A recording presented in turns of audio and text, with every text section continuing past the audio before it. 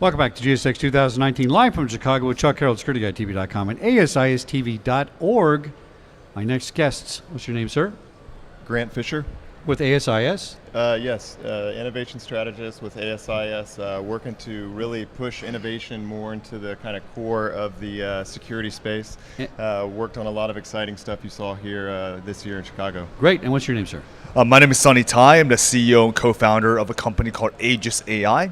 And what we do is we build computer vision software that automatically recognizes gun threats in existing security camera feeds and provides you alerts in real time. That's fantastic. Now, we're going to tie this together because this year at GSX, for the first time, we had the pitch competition.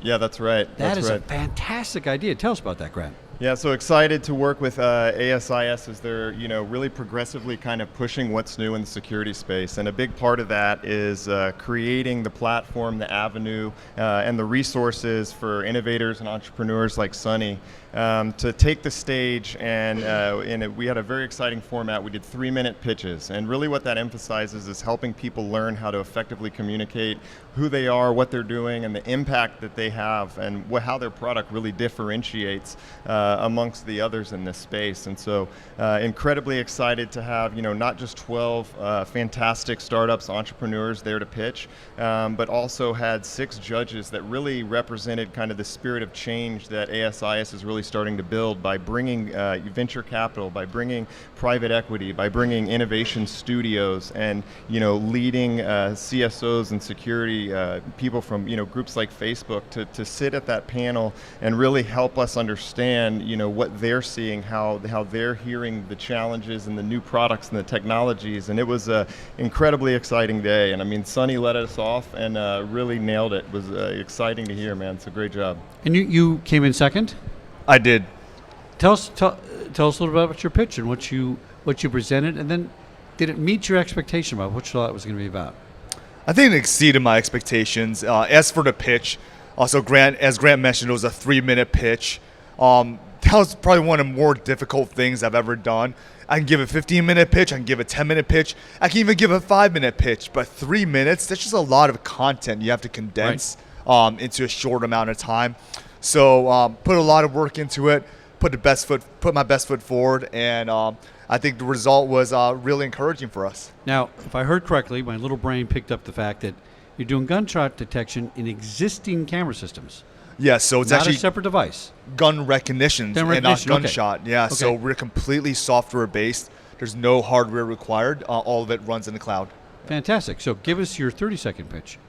Great. So as we mentioned, we use computer vision technologies. We integrate with existing video management systems such as Genetec, Avigilon, Salient, Cognify, so on and so forth. We draw frames and send it up to AWS where a computer vision algorithm sits. And when a detection is made, it sends back a notification, basically in any way that you want. If you have any type of a GSOC or security operations center, and you have security guards who are actually monitoring your feeds, then it will surface up the feed with a box drawn around a perceived threat. For smaller deployments like our schools and school districts, they obviously cannot afford a GSOC. So we'll send mobile alerts to your security staff, and this typically involves like the superintendent, a principal, director of facilities, and director of security who will get a mobile alert. You'll be able to track the threat from camera to camera and locate the location of the threat. So that's the innovation part of the pitch, I think, right? There's 2 other components. One was how you presented it, and what's the 3 tiers to this, right? Yeah, so there was they were judged upon 3 different kind of criteria. Really, the first was delivery and quality of pitch. The second was product differentiation. What are they doing to stand out and really, accelerate the, application of certain technology or way they're solving a problem? But the third one, which I think is really the most important, is speaking to what is the value that your technology can bring to a security professional to grow their domain of influence and really create enterprise value. And the way that, especially Sonny, as well as Magos, the group that won, was able to articulate that, I think, the best. That kind of transformational nature of their solutions.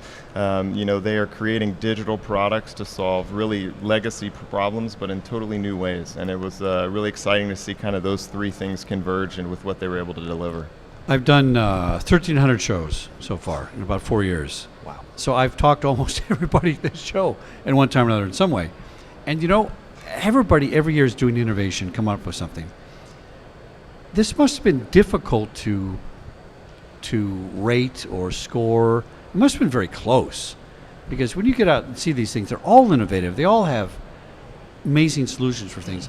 How was the criteria done as far as the rating or the ranking? Or well, you know, was it weighted where, you know, if Sonny's product was more innovative, they got more points? How did that work? Yeah, well, I can tell you it was actually very close. So out of 240 total points accumulated, we had a runner-up within 2 points. Yeah.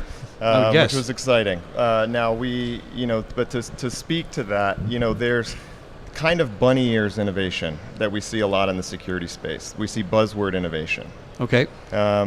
What we're really trying to foster is a innovation ecosystem that's much more diverse, where we're working with companies, actors that aren't as necessarily working with that, you know, legacy interest of existing platforms and technologies they're beholden to, where disruption could be not a productive one for them. Well, that's true. Yeah. You know, and so, but really trying to then reestablish real innovation as something that's actionable.